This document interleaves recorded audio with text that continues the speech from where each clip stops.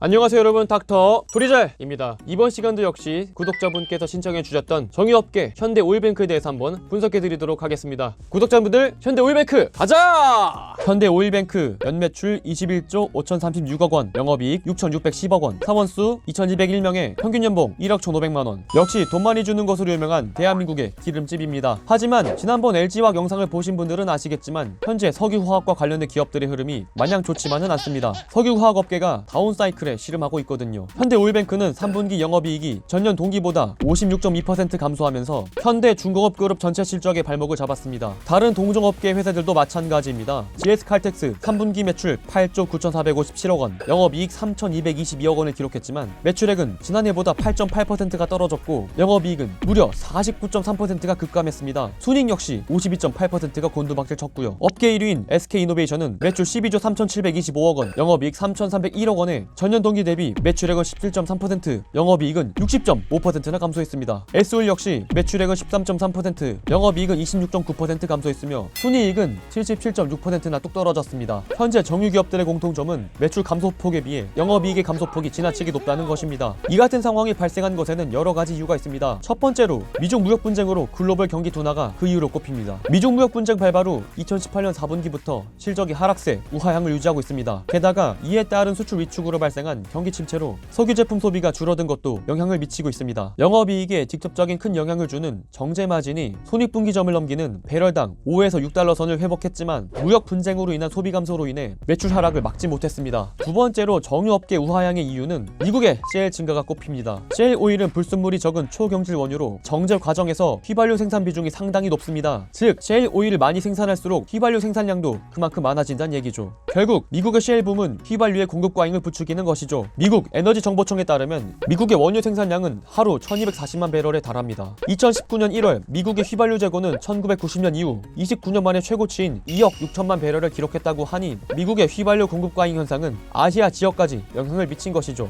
미국의 휘발유 공급 증가가 쏘아올린 휘발유값 하락세는 국내 정유업계 입장에서는 눈물의 보리고개를 겪게 만들었습니다. 2018년 기준 국내 석유 제품 생산량은 12억 5,461만 배럴로 이 가운데 휘발유가 차지하는 비중은 무려 15%에 달합니다. 휘발유가 국내 정유사들의 대표 수출 제품인 점을 감안하면 휘발유 가격 하락에 따른 마진 하락은 수익에 부정적인 영향을 미칠 수밖에 없는 것입니다. 이 같은 상황 속에서 결국 정유업계는 탈정유화를 지속했습니다. 글로벌 경기 침체로 석유 제품의 수요가 줄고 여기에 유가 하락까지 겹치면서 본업인 정유업이 부진을 면치 못하고 있는 가운데 영업이익에서 비정유 부문인 석유화학 제품 비중이 갈수록 높아지고 있습니다. 휘발유의 경우 기본 성상은 석유화학 산업의 기본 원료인 나프타입니다. 나프타에 아킬레이트나 MTB를 섞어 옥탄가를 높이고 정유사별 식별제를 첨가하면 휘발유가 되는 것이죠. 하지만 다른 한편으로 나프타를 통해서 석화업계의 쌀로 불리는 에틸렌을 추출할 수가 있습니다. 그렇다면 어차피 휘발유 값이 떨어져 휘발유가 역마진이 발생한다면 차라리 휘발유 생산량을 줄이고 크래킹 과정을 통해 에틸렌, 프로필렌, 부타디엔 등 기초 유분 등의 비정유 부문 제품을 생산하는 게 훨씬 유리한 상황이 된 것이죠. 물론 LG화학 편에서 말씀은 드렸지만 에틸렌 역시 셰일 오일로 인해 현재 가격이 반토막이 난 상황이나 최소한 휘발유처럼 역마진이 나진 않는다는 점이 뻥 대신 닭인 것입니다. 그러다 보니 현재 휘발유값 난관을 타개하고자 정유업계는 탈정유화를 실시하고 있습니다. 실제로 2019년 1에서 3분기 정유 4사 영업이익에서 석유화학 부문 비중은 GS칼텍스가 38.2%, 현대오일뱅크가 50%, S오일 56%, SK이노베이션 60% 등으로 2016년 이후 최대치를 기록했습니다. 정유업계가 휘발유, 경유, 중유 등을 만들어 파는 기존 사업 구조에서 벗어나 플라스틱 재료가 되는 석유화학 제품 생산을 늘리면서 적극적으로 사업을 다각화했기 때문입니다. S오일은 5조 원을 투자해 올레핀 계열 석유화학 제품을 지난해 말부터 본격 생산하고 있으며 GS칼텍스도 기존 방향족 사업에서 나아가 여수제 2공장 인근 용지에 2조 7천억 원을 투자해 2021년 상업 가동하는 것을 목표로 연간 에틸렌 70만 톤, 폴리에틸렌 50만 톤을 생산할 수 있는 시설을 짓고 있습니다. SK이노베이션은 배터리 사업 진출과 함께 지난달 프랑스 화학사 아르케마에서 폴리머 사업을 인수하면서 사업 다각화에 나서고 있습니다. 그렇다면 현대오일뱅크는 어떻게 사업 다각화를 구축했을까요? 현대오일뱅크에서 주목해야 할 3개의 자회사가 있습니다. 현대오일뱅크의 비정유 부문은 자회사인 현대코스모와 현대케미칼, 현대오시아이가 맡고 있습니다.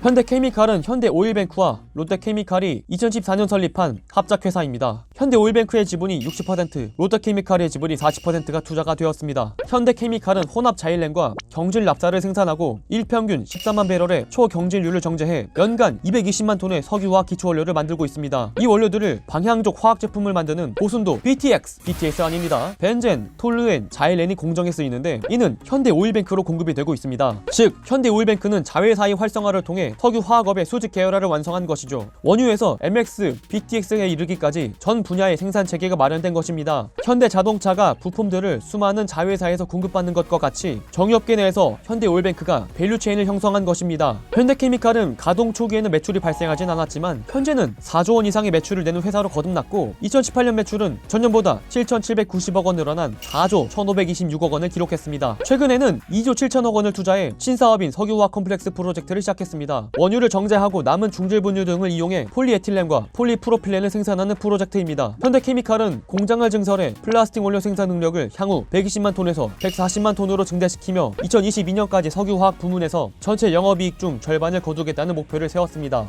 현대 OCI도 2017년 말부터 상업 가동에 들어가면서 드라이브를 걸고 있습니다. 현대 OCI는 연 10만 톤 규모의 카본 블랙을 양산해 판매하고 있습니다. 카본 블랙은 콜타르와 원유 정제 부산물인 슬러리 오일을 불완전 연소시켜 만든 탄소 분말입니다. 쉽게 설명드리면 타이어 강도를 높이는 배합체나 프린터 잉크 등으로 활용이 되고 있습니다. 현대오일뱅크는 2016년 카본 블랙 시장에 진출하려고 OCI와 합작해 현대 OCI를 설립했습니다.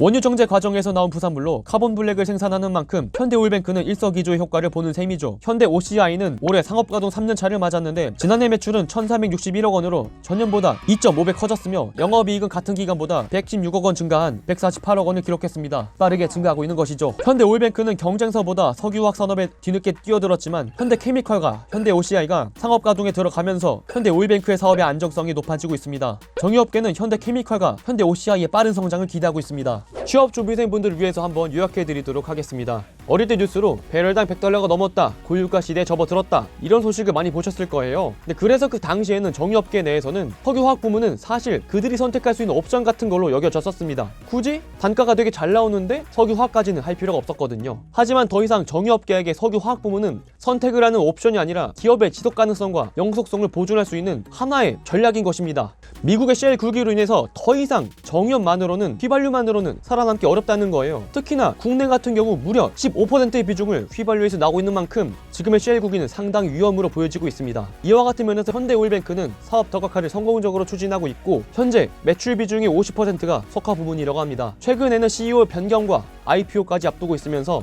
기업의 견고함을 더욱더 여실히 다지고 있습니다. 미중의 무역 분쟁과 미국의 쉘 굴기를 지혜롭게 헤쳐나가는 현대오일뱅크가 되길 바라겠습니다. 오늘 제 영상 여기까지입니다. 영상 하단에 영상에 대한 의견 달아주시면 감사하겠습니다. 그리고 영상의 내용이 좋았다면 구독과 좋아요 한 번씩 부탁드리겠습니다. 그리고 전 여러분들의 모든 댓글을 다 읽고 있습니다. 원하시는 기업 산업 말씀해 주시면요 제가 매주 기업 분석해서 올려드리고 있습니다. 그럼 저는 또 다음에 좋은 영상으로 찾아뵙도록 하겠습니다. 그럼 다음에 또 만나요.